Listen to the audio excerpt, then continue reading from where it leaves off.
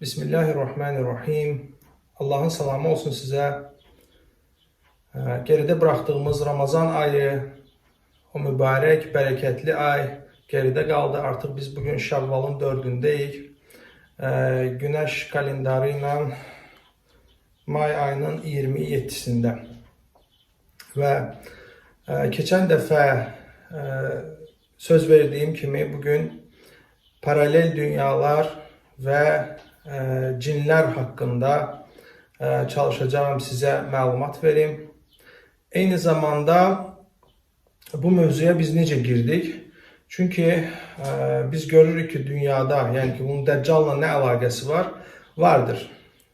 Ve bu əlaqə ondan ibarətdir ki, biz bugünləri geçen dəfəki videoda hakkında danıştığımız global fəsadın fonunda bir grup insanlar görürük ki, bu insanlar dünya maliyyəsini əllərində cəmləşdirib və o maliyyəni bir güc kimi istifadə eləyərək elmi potensial, dünyanın elmi potensialını korrupsiyaya uğradırlar. Başqa sözlə, onlar ayrı-ayrı universitetlərin laboratoriyalarını maliyyələşdirməklə, çünki universitetlərin pulu yoxdur.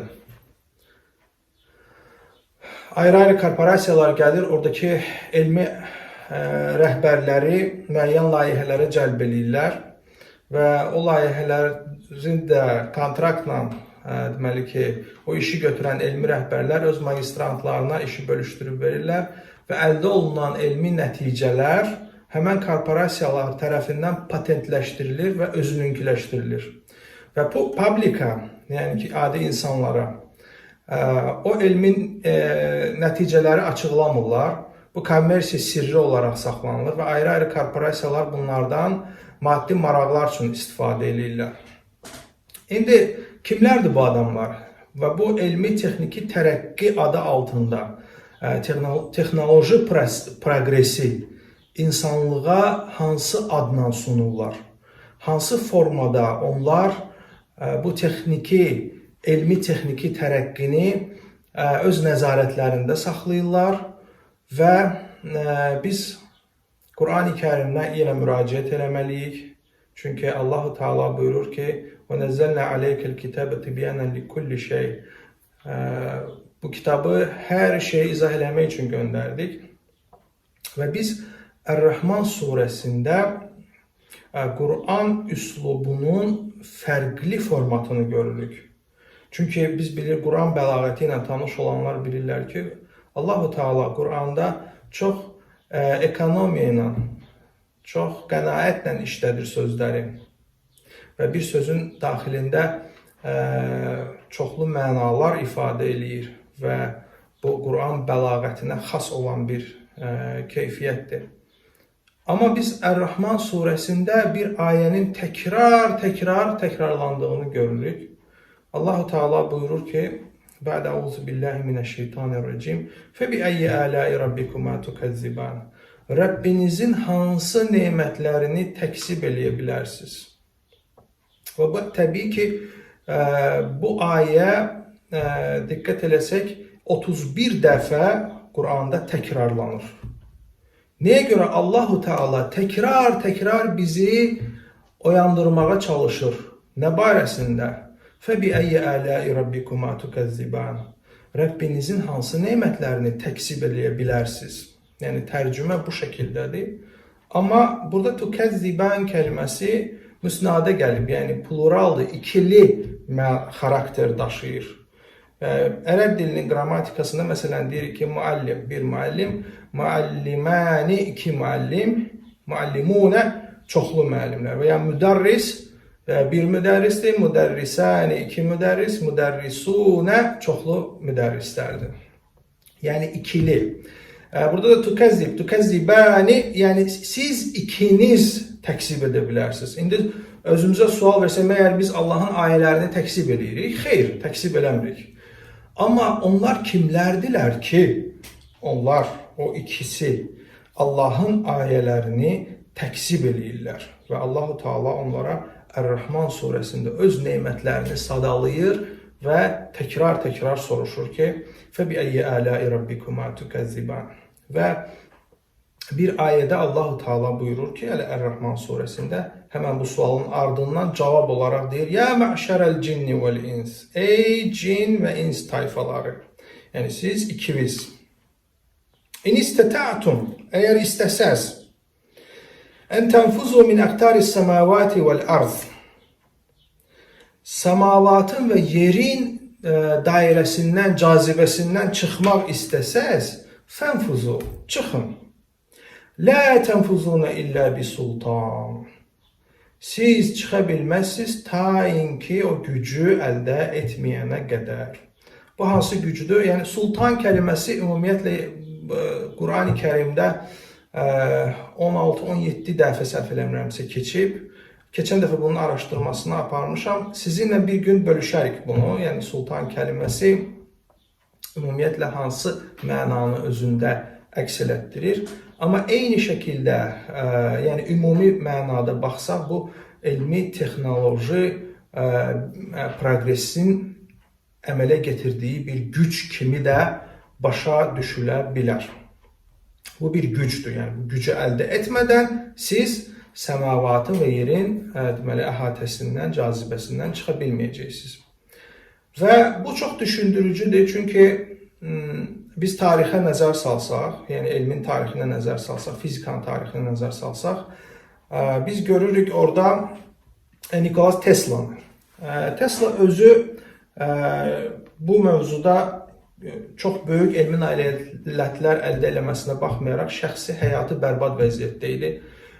Biz onun şəxsi həyatını öyrəndiyimiz zaman görürük ki, onun paralel dünyalarla əlaqəsi olub və paralel dünyalardan məlumatlar alırmış. Eyni zamanda biz raket yanacağını kəşf eləyən Jack Parsons, raket mühəndisi, dünyaca məşhur alim, eyni zamanda öz memuarlarında etiraf edir ki, siz Wikipediyadan vursanız, Wikipediyanın özündə onun etirafları var ki, Misirdə deməli ki, o səyahət elədiyi zaman, və bu İngiliscədir burada, Religious Beliefs bölməsində biz görürük ki, o etiraf eləyir ki, deməli, Ayvaz adında bir cinlə tanış olur və həmən bu cindən öyrənir formulaları və həmən cin ona bəlli bir qarşılıq müqabilində, yəni o bilirsiniz, cinlərdən bir şey alanda insanlar özləri də onlara nəsə verirlər və verdikləri şey çox ağır bir dəyərdir. Biz bunu Əl-Bəqərə surəsi 102-ci ayədə görürük və Allah-u Teala bizə qadağan edir bu kanaldan istifadə eləməyi. Və eyni zamanda biz görürük ki, The Book of Law, yəni ki, qanunlar kitabını həmən o Ayvaz adında cin bunun qulağına pıçıldayır. Bunu etiraf eləyir, bu öz memuarıdır. Yəni Wikipediyanın özündə də var, yoxlaya bilərsiniz. Və bu raket yanacağını kəşf edir. Raket mühəndisliyi sahəsində ixtisaslaşmış alimdir. Marsa səyahət, ayın səthində bazalar qurma kimi NASA'nın proqramları məhz bu kəşflərin fundamentində gerçəkləşir. Və ayəyə biz diqqət eləsək görərik ki, Ya mə'şərəl cinni vəl ins, ey cin və ins tayfası, İn istəta'tum ən tənfuzu min əqtaris səmavati vəl ərz, əgər istəsəz səmavatın və yerin hüdudlarından çıxmağa fənfuzu, çıxın. Burada kimi nəzərdə tutur Allah-u Teala? Bir qrup cin və bir qrup ins, yəni cinlərdən bir qrup, insanlardan bir qrup, hansı ki, bunlar öz aralarında bilik alış-verişi ilə məşğuldur və əldə elədiyi texnoloji nailiyyətlər məhz bunların ikisinin bir araya tükəzzibən, siz ikiniz təksir, yəni cinlərdən bir qism, hansı ki Allahın ayələrini təksib eləyir, insanların bir qismi, hansı ki Allahın ayələrini təksib eləyir, bunlar arasında olan kommunikasiyadan doğan bir illə bir sultan, yəni ki o texnoloji güc olmadan bu yerin hüdudlarından, yəni cazibənin hüdudlarından siz çıxa bilməyəcəksiniz. Elə isə sual olunur. İndi insanlardan Allahın ayələrini təkzib eləyənləri bildik. Cinlər kimlərdir? Nədir, kimdir bu varlıqlar və bunların haqqında biz nə bilirik? Bugünkü mövzumuzu bu istiqamətdə qurmağa çalışacağıq. Allah-u Teala cinlər haqqında buyurur ki, onlar sizin onları görmədiyiniz yerdən görürlər. Yəni Allah-u Teala buyurur ki, onlar sizi elə bir yerdən görürlər ki, siz onları görmürsünüz. Və qısa olaraq bunu necə başa düşmək olar? Bu bir əlavə boyut, bir dimension, bir istiqamət əgər qəbul eləsək ki, biz yaşayırıq məsələn zaman və məkanda və bizim məkanımız x, y, z, n, uzunluq, hündürlük, 3 ölçülü məkan və 1 ölçülü zaman. Buna time and space deyirlər ingilis dilində. 3 ölçülü zaman və məkanda yaşayırıq və bir əlavə ölçü, bir boyut qəbul eləsək ki, oradakı məxluqlar bizi görür və biz isə onları görə bilmirik. Çünki biz 3 məkan və zamanı kontrol edirik. Yəni 4 ölçülük. Onlar amma məsələn 5-ci boyutu da kontrol edirlər. Ona görə də onlar bizi görürlər və biz onları görmürük. Məsələn bunu bu şəkildə təxminən cızaq. Deyək ki, bir dünya var, müstəvi dünyası. Burada en var və uzunluğu var. Amma burada hündürlük yoxdur. Bu müstəvinin eni var və uzunu var. Hündürlük anlayışı burada yoxdur. Yəni 2 ölçülü bir müstəvi dünyasıdır. Və bu müstəvi dünyasında hesab edək ki, bir adam var. Bu adam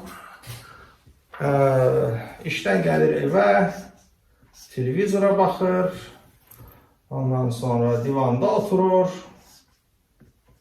və s.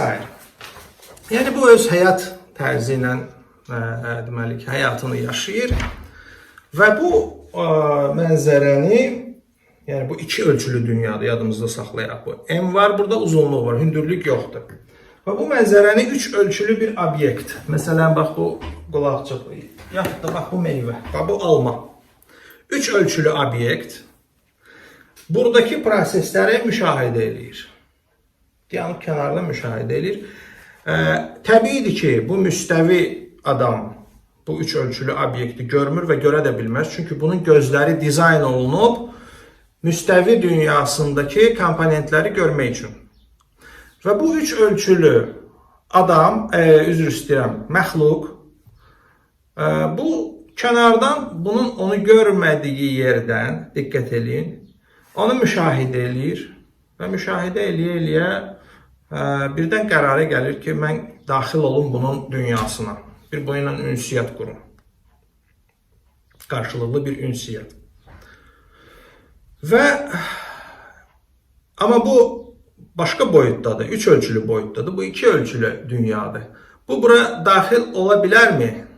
Ola bilər, amma bunun gözləri 3 ölçünü görə bilməyəcək heç vaxt. Bunun gözləri görəcək nəyi? Bu 3 ölçülü obyektin 2 ölçülü həmən bu fəza obyektinin müstəvi ilə kesişməsinin proyeksiyasını görəcək. Misal üçün, belə götürək bunu, almanı kesək. Ay, sağ ol. Tak.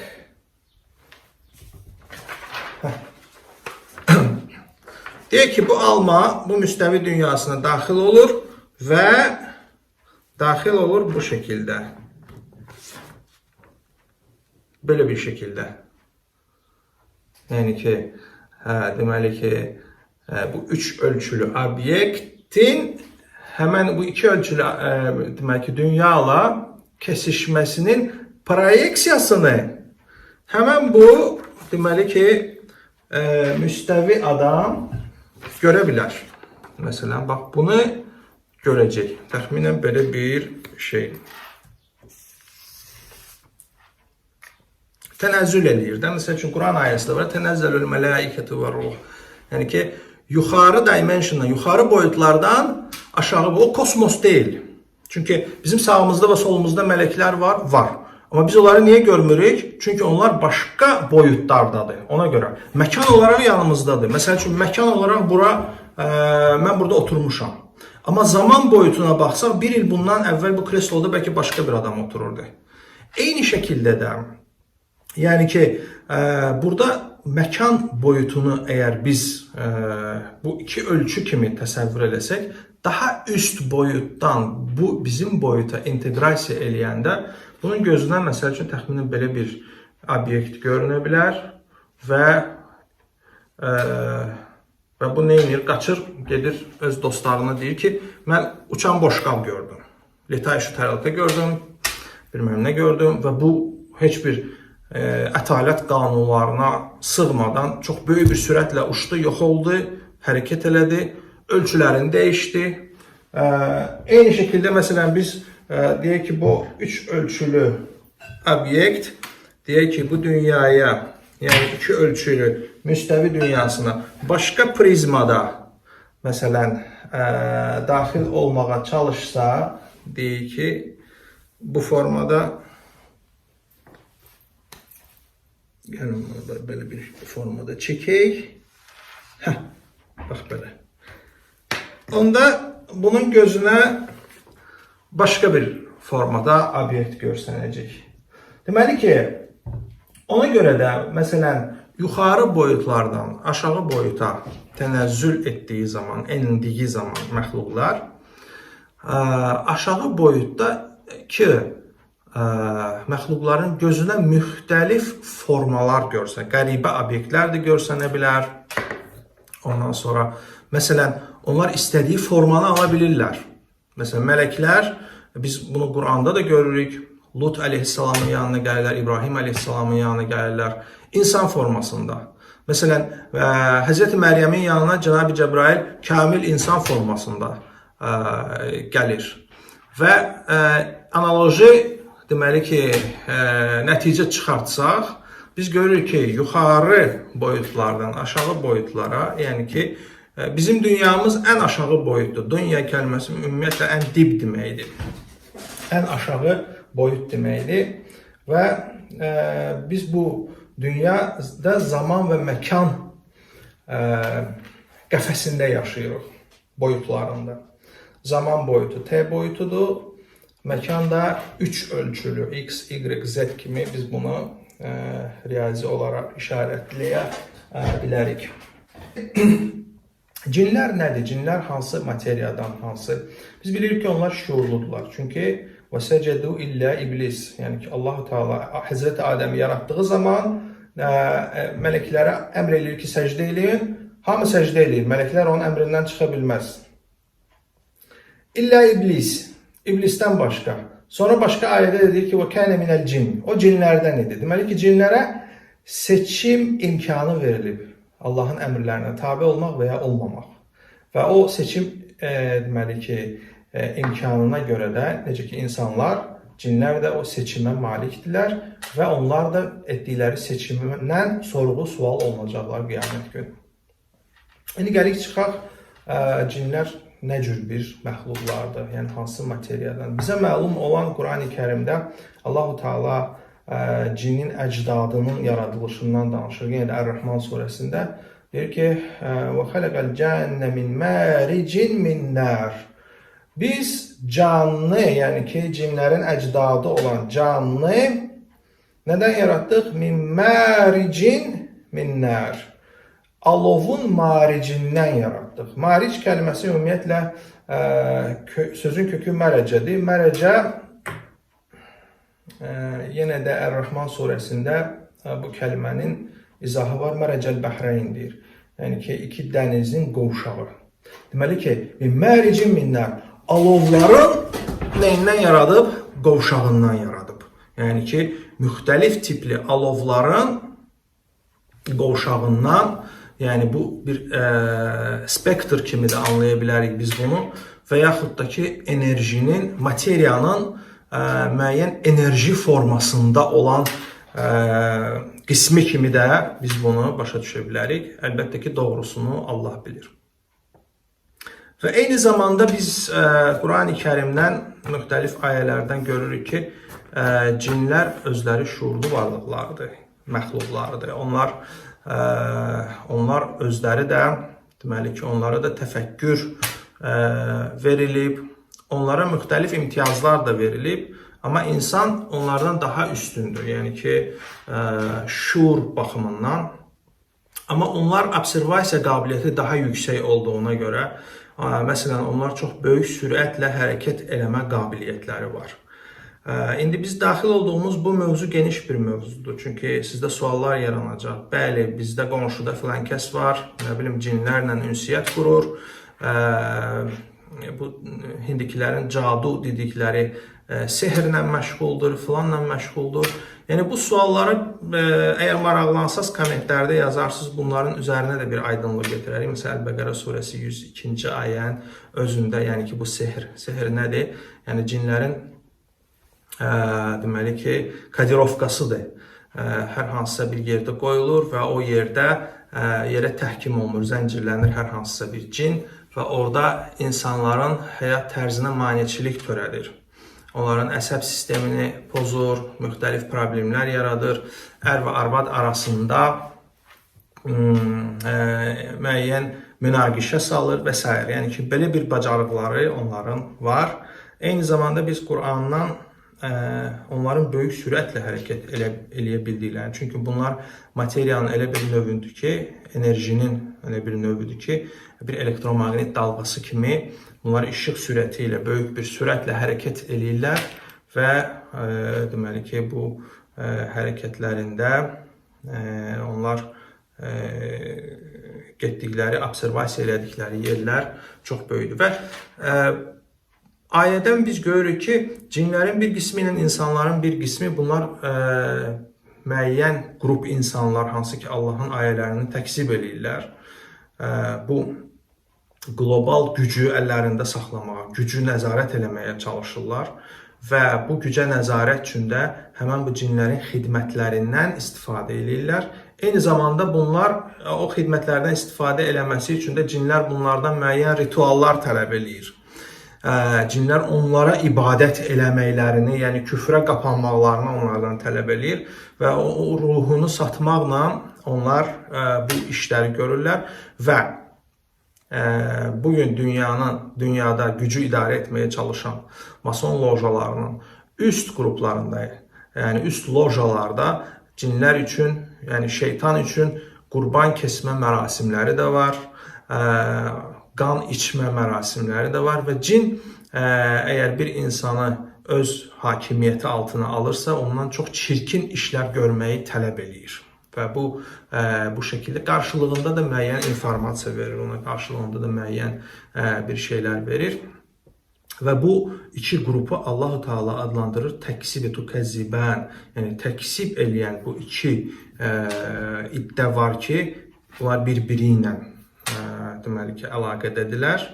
Hamısı insanlar yox və hamısı cinlər yox. Cinlərin bir hissəsi ilə insanların bir hissəsi öz aralarında müəyyən rabitədədirlər və bu rabitədən doğan elmi texniki proqres və istiqamətlə gələcəkdə biz bu mövzularda geniş danışacağıq, faktlarla danışacağıq və biz bazı bilikləri olaraq istədim sizinlə paylaşım ki, gələcək söhbətlərimizdə artıq bu anlayışlar daha aydın deməli şəkil alsın.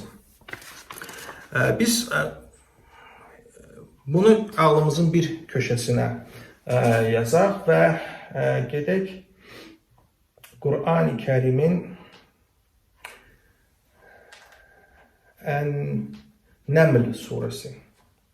Nəml surəsində biz orada Süleyman əleyhissalamın qissəsini görürük və ümumiyyətlə Süleyman əleyhissalamla bu Dəccalın, yəni Dəccal Süleyman əleyhissalamdan çox şey kopyalayır. Burada bir ciddi bir arasında rabitə var. Bu rabitəni çözmək lazımdır.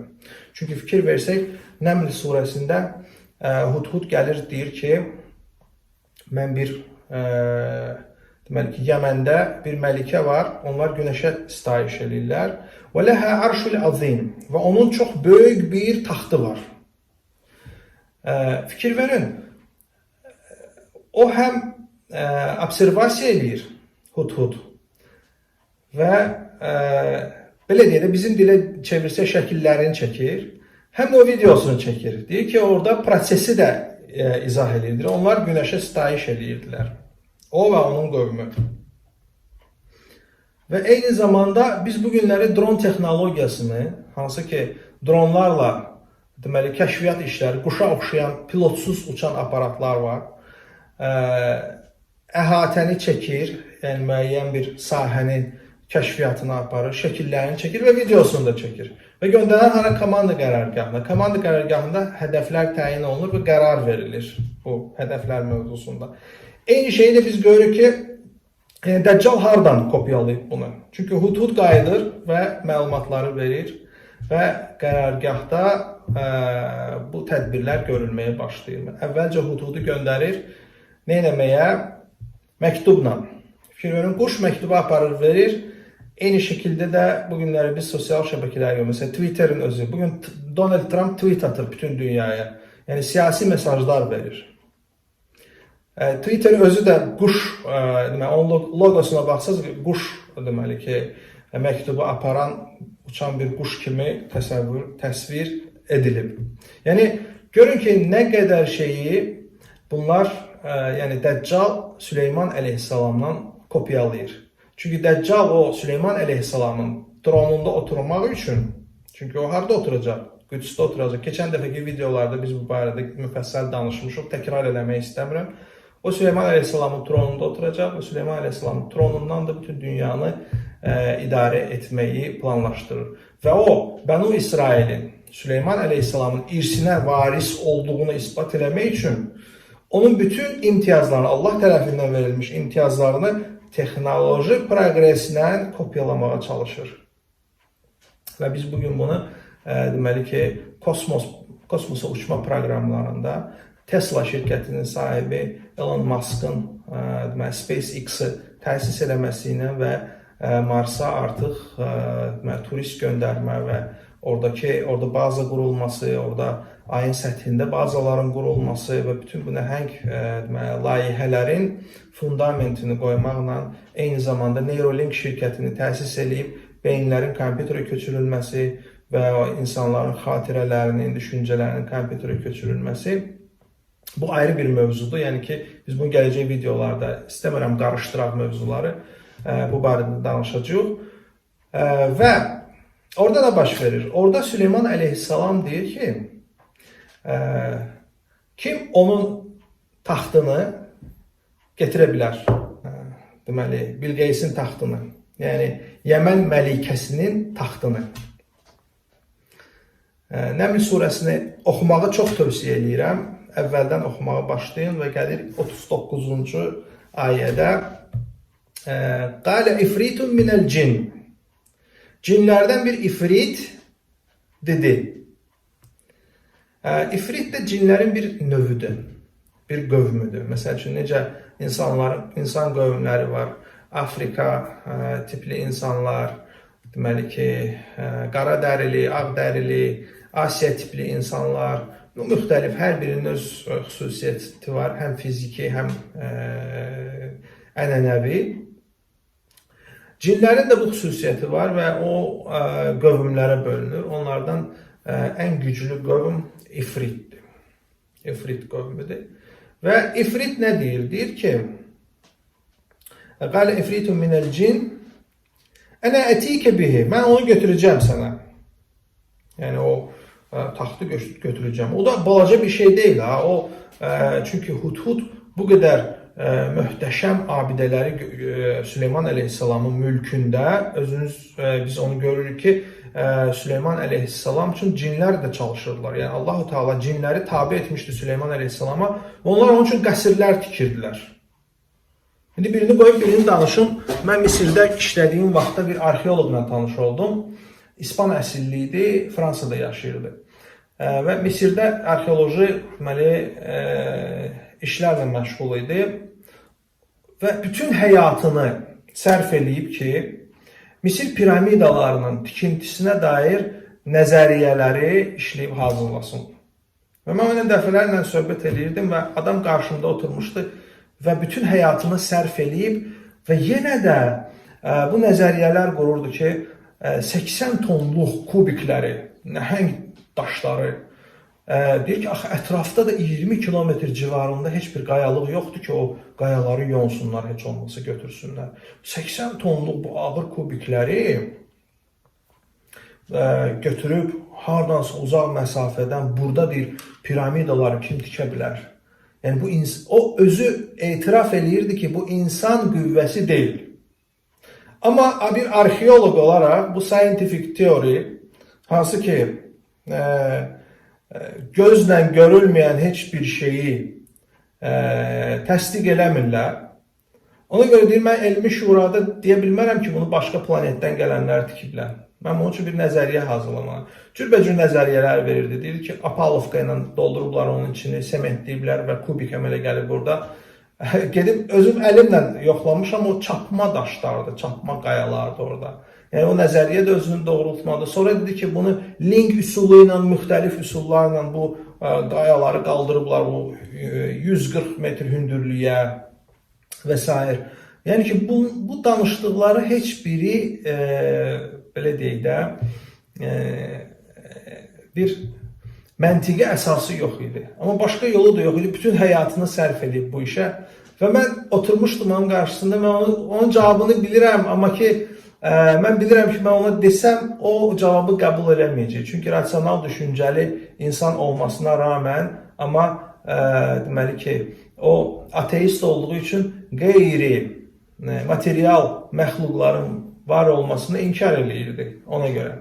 Ona görə də bu cinlər, hansı ki ağır obyektləri uzaq məsafələrə daşıma gücündədirlər, ifrit hansı ki. Nə deyir? Deyir ki, qalə ifritun minəl cin. Cinlərdən bir ifrit dedi. Ənə ətikə bihi. Mən onu getirəcəm sənə. Nə vaxt? Qəblə ən təqumə min məqamik. Sən yerindən qalxmamış. Mən onu qəblə ən təqumə min məqamik. Sənin məqamından qalxmamış, yerindən durmamış, mən onu getirib gəlirəm. Neyi? Hansı ki, Hudhud deyirdi ki, arşül azim, yəni ki, ləhə arşül azim. Onun, o padşahın, məlikənin, qadın padşahın böyük taxtı var, arşül azimdir.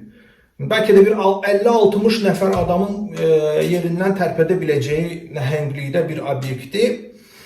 Bu deyir ki, sən yerindən durmamış, mən getirirəm sənin üçün. Və inni aleyhi qaviyyun əmin. Mən qüvvətliyəm və güvənilər birisiyəm. Biz burada görürük ki, indi belə tradisional logistikanı fikirləşəndə bu cin bu qədər qısa bir müddətdə o boyda bir obyekti təxminən 2000 kilometrə yaxın bir məsafədən necə daşıyacaq? Yəni ki, bir neçə saniyə ərzində. Bunu oturub hesablayanda görürsən ki, buradakı tradisional daşınma hər nə qədər özü böyük sürətlə hərəkət edə bilsə də, amma bu obyektin özü material bir obyekti. Material bir obyekti və bu material obyekti Məlikənin sarayı da açıq, yağışın altında deyil ki, bu sarayın üstü var, divarları var, damı var. Yəni bu divarlarını söküb oradan çıxardıb, onu o böyük sürətlə gətirsə, deyək ki, lap hələ söktü, dağıtdı, o sarayı gətirdi. Yaxşı, bəs bu sürətlə, adicə kometa atmosferə daxil olanda nə olur? Atmosferlə sürtünmədən yanır, toza dönür, buxarlanır, yanır. İndi bu boyda böyük, nəhəng bir obyekt, bu boyda nəhəng bir sürətlə, kometadan bəlkə 100 dəfə artıq bir sürətlə hərəkət elədiyi zaman, sən onun sağ-salamat gəlib çatma ehtimalı yoxdur. Deməli ki, burada bir metodikadan istifadə olunub. Allah-u Teala burada teleportasiyanın bizə ehyamını vurur. Çünki cinlərin belə bir xüsusiyyəti var. Məsələn, bunu praktikada mənə də dəfələrlə etiraf ediblər ki, Məsələn, hələ bu sehr kodirovkalarının müxtəlif yerlərdə yerləşdirilməsi daha doğrusu. Məsələn, bir yaxın deyəndə ki, tanıdığım bir insan var, deyir ki, seyfin içində peyda olur, deməli ki, mıxın ətrafına sərinmiş mum, iplər və s. qəribə obyektlər peyda olur. Bu seyfin bir açarı məndən başqa heç kimdə yoxdur. Qapalı bir seyfdir, yəni bunun içərisində bu necə peyda olur? Yəni amma cinlərin belə bir xüsusiyyəti var ki, müəyyən obyektləri qapalı məkanlara daşıya və oradan çıxarda bilirlər. Buna hansı üsulla eləyirlər? E bərabərdir MC kvadratı düsturu. Albert Einstein'in məşhur düsturu var. Burada yazar.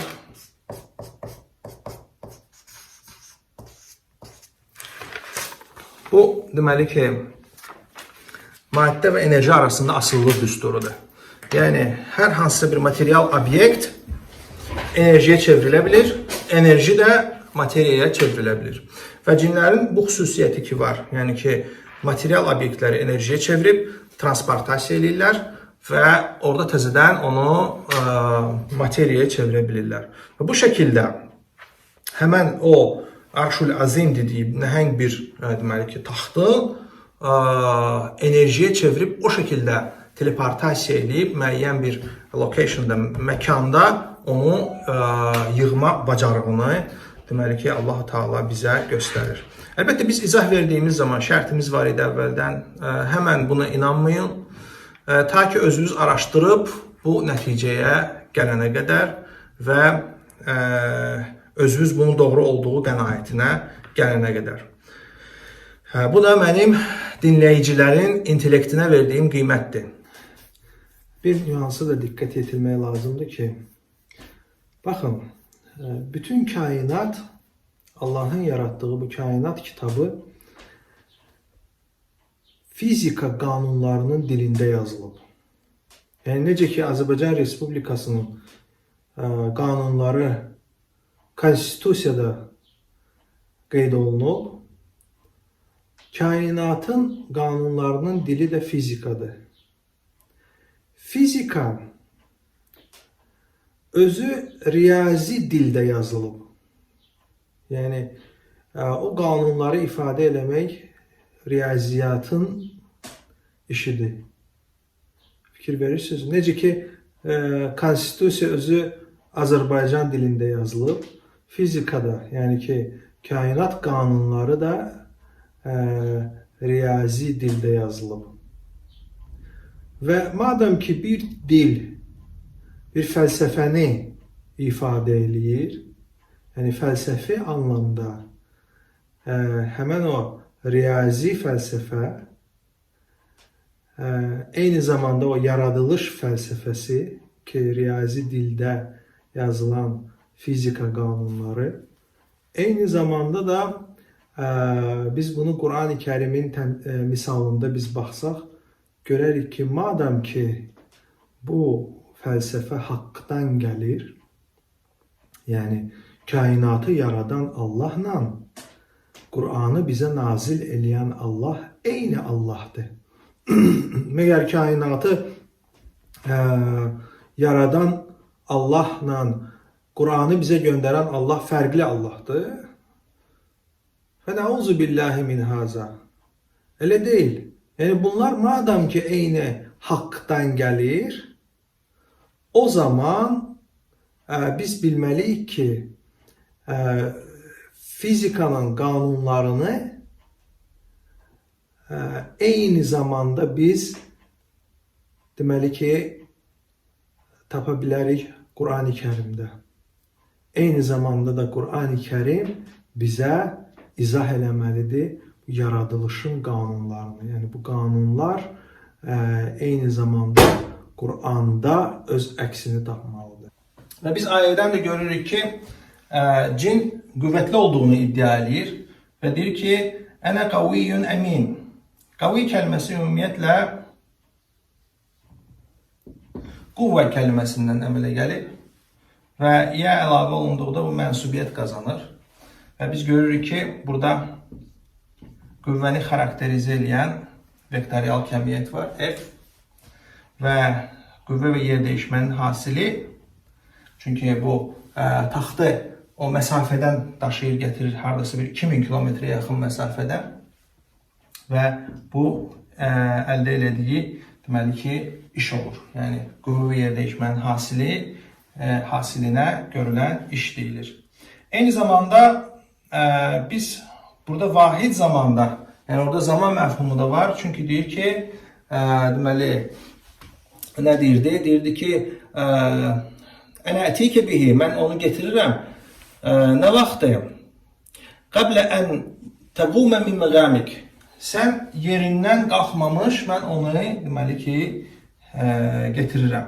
Ona görə oradakı zaman məfhumunu nəzərə alsaq, biz görərik ki, deməli ki, vahid zamanda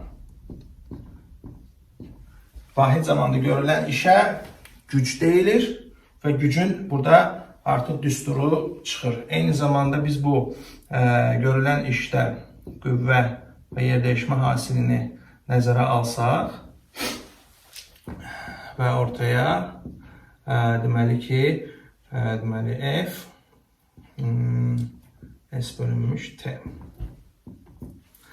düsturunu çıxartmış oluruq və qüvvə ilə, deməli ki, qüvvə ilə güc arasındakı biz rabitəni riyazi olaraq qurmuş oluruq. Və burada qüvvə kəlməsi və özünə yə mənsubiyyəti qazandırdığı zaman qavi olur və eyni metodika ilə də deməli ki, biz vektorial kəmiyyət olan qüvvənin deməli ki, güc arasındakı bağını çözə bilərik və buradan da deməli dn bərabərdir ds dt vurulsun f deməli kəmiyyətinə gəlib çıxırıq ki, bu gördüyümüz kimi həmən deməli ki, kəlimə, yəni bir kəlmənin xarakterizə elədiyi, yəni ayədəki mövqeyi və bir ayənin içərisində bütün klassik mexanikanın demək olar ki, bütün qanunlarını biz burada tapmış oluruq. Və eyni metodika ilə də biz, yəni ki, istifadə eləsək digər ayələrə, məsələn, Maşallah, La quvvətə illə billah ayəsindən biz buradan Schrödingerin tənliyini də çıxarda bilərik. Yəni həmən metodikadan biz istifadə edərək. İndi gəlin cinlərin zamanı haqqında da danışaq. Çünki biz bilirik ki, onları biz zaman boyutunda ələ aldığımız zaman onların zamanı bizim zamanla fərqli olur. Məsələn, orada cinlərin saatı bizim saatla eyni deyil. Cinlərin aləmindəki zaman boyutu bizim zaman boyutundan fərqlənməlidir. Nəyə görə? Çünki biz əgər time and space-də yaşayırıqsa, burada S, X, Y, Z-dir, məkan və zaman oxudu bu. Buradan görsənmir deyəsən, hə? Mən biraz bunu aşağı çəkim ki, daha yaxşı görsənsin. Yəni, bunu geriyə çəkək. Tak. Gəlin biz bunu, deməli ki, zaman və məkan boyutunda baxaq. Bu S, X, Y, Z-dir. Burada N uzunluq və hündürlükdür. Eyni şəkildə də biz burada baxırıq, deməli, məkan boyutu və zaman boyutu, time and space-də yaşayırıq biz. Və biz burada əlavə bir boyut artırsaq, deyək ki, buna fi boyutu. Və bu fi boyutu artıq bu o dünyada, o aləmdəki, yəni həmən o fi boyutunun da inteqrasiya olunduğu aləmdəki, mən bəyə bu müstəvi aləmlə fəza aləmi arasındakı paralel apardım. Siz təsəvvür edin ki, zaman məkana, bizim yaşadığımız 3 ölçülü zaman və məkana bir ölçü daha əlavə olunub, fi boyutu. Və həmən boyutda ki, zaman artıq fərqli bir şəkildə axmağa başlayır. Və Mən keçən dəfə bunu hesabladım və bu deməli ki t bərabərdir t ştrix bölünsün kökün altında 1 minus gamma kvadratı bölünmüş s kvadratına. Yəni cinlərin saatı ilə bizim saat arasındaki fərq bax bu düsturla deməli ki hesablanır. İndi siz soruşa bilərsiniz ki, burada gamma ədədi nəyi ifadə eləyir? Bu gamma özü nədir? Bu gamma özü kökün altında YD bölünmüş MD. Yəni bu gamma özü bozon sıxlığıdır. Hansı ki zaman və məkan əyilməsi zamanı yaranan dark energy və dark matter, İngilis dilindədir bu məfhumlar. Azərbaycan dilində bilmirəm bunların adını. Çünki Azərbaycan dilində fizikada bunları keçmirlər nəyə görəsə. Deməli, tünd enerji və tünd maddənin, yəni invisible, görünməyən enerji və görünməyən maddənin, hansı ki onların varlığı, deməli ki, təsbit olunur müşahidələr nəticəsində, amma özləri görsənmir. Bunların həmən o tünd enerjinin, energy to matter ratio deyirlər buna, dark energy to dark matter ratio. Bunun deməli ki, bu şəkildə hesablanması ilə əmələ gələn bir sabitdir ki, həmən bu sabitdən də, yəni ki, bu fi boyutunda deməli ki, cinlərin aləminə daxil olduğumuz zaman, yəni bu düsturdan görünür ki, onların zamanı bizim zamandan daha yavaş axır.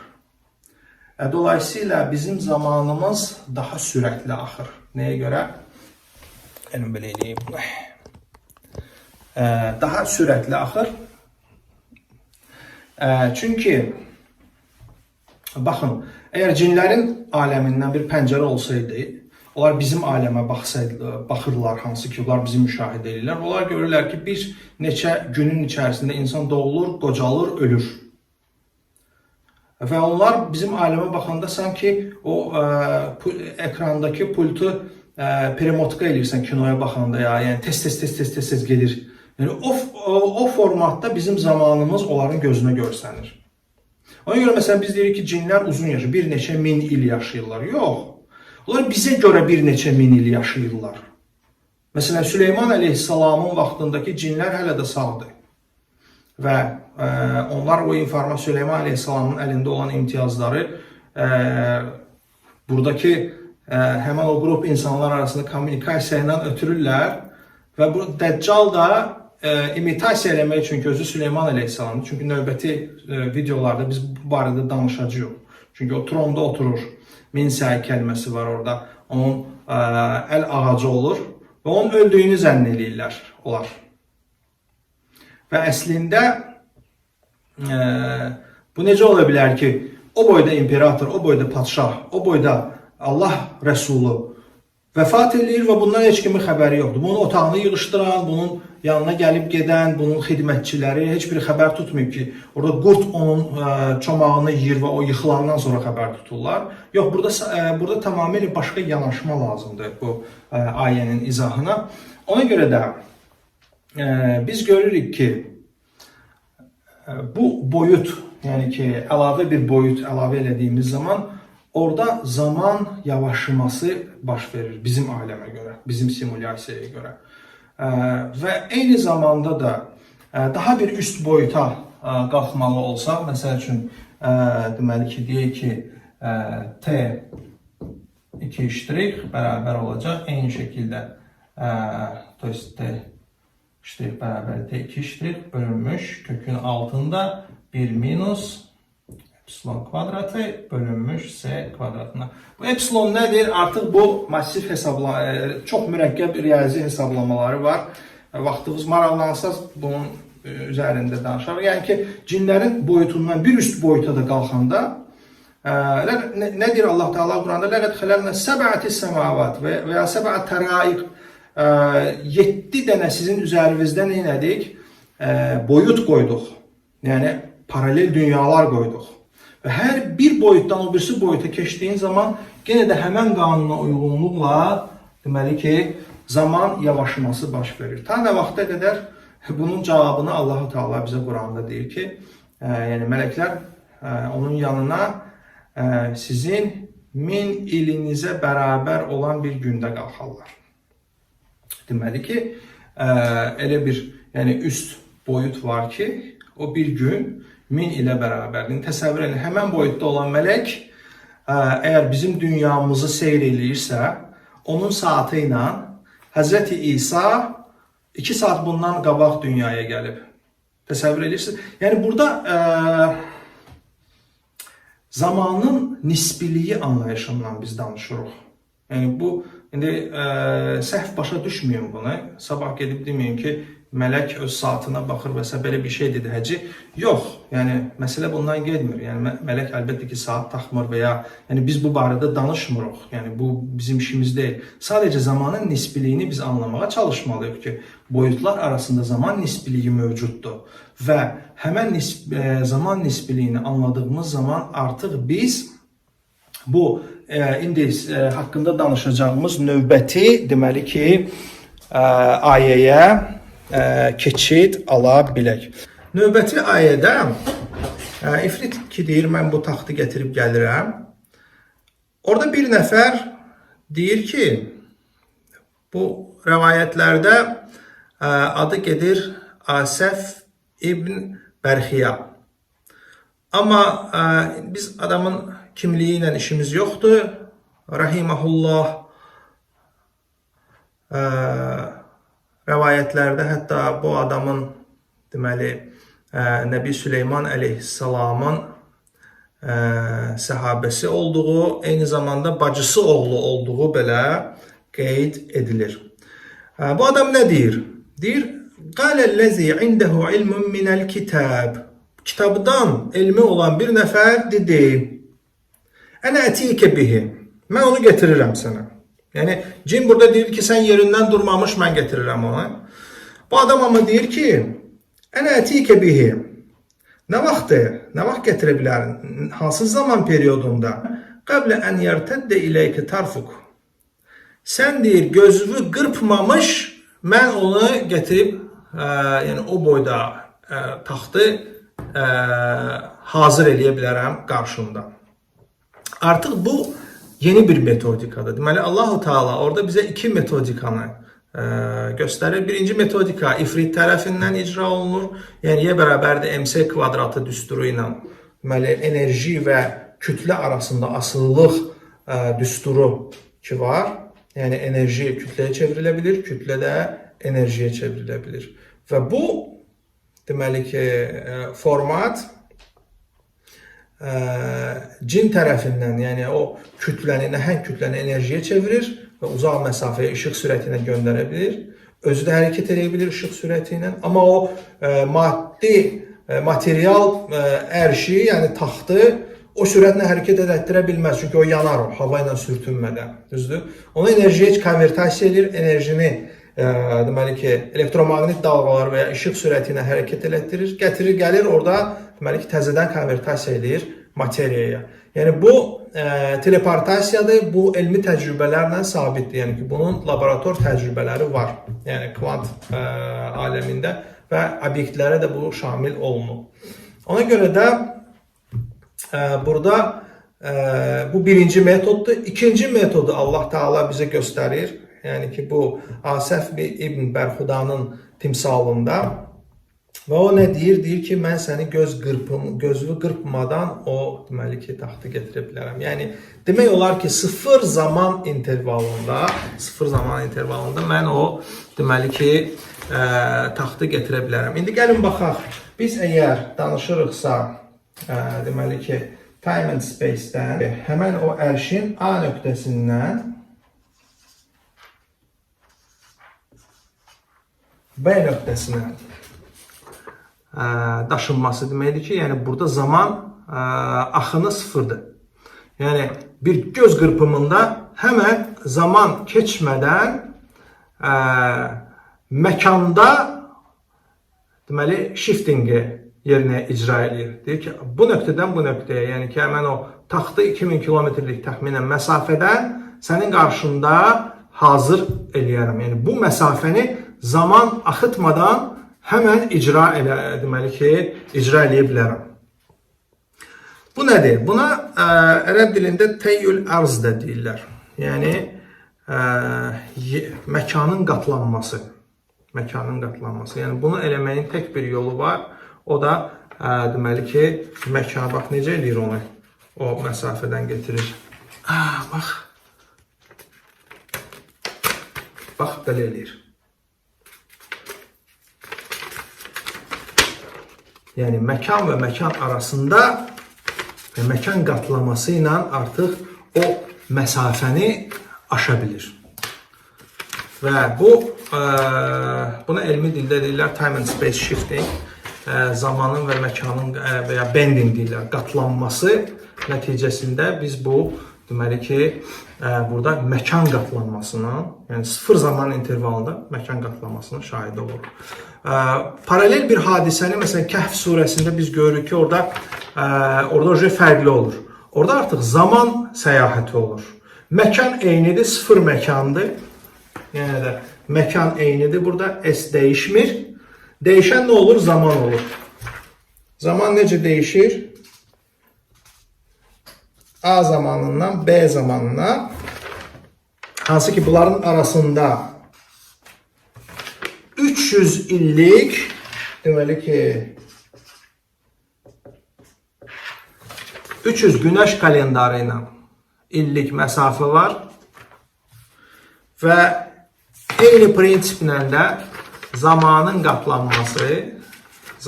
qatlanması və deməli ki yenə də həmən şəkildə bir zaman nöqtəsindən başqa bir zaman nöqtəsinə onlar gedib düşürlər. Yəni 300 il gələcəyə gedib düşürlər. Kəhf əshabı Kəhf. Və biz burada artıq zaman və məkanın deməli ki qatlanmasının Quran işığında izahını görürük və həmən bu zaman və məkan qatlanması bugün müasir fizikada çox böyük əhəmiyyət kəsb edir. Çünki gravitasiyanın, cazibənin zaman və məkanın qatlanması ilə izahı yalnız mümkün olur. Eyni zamanda qara dəliklərin öyrənilməsində və zaman məkan əyilməsi bugünləri astrofizika sahəsində deməli müxtəlif hesabatların aparılmasında əsas faktor olaraq qalır. Halbuki Allah-u Teala Qurani Kərimdə 1400 il bundan qabaq bizə deməli ki zaman və məkan qatlanması mövzusunu izah eləmişdir.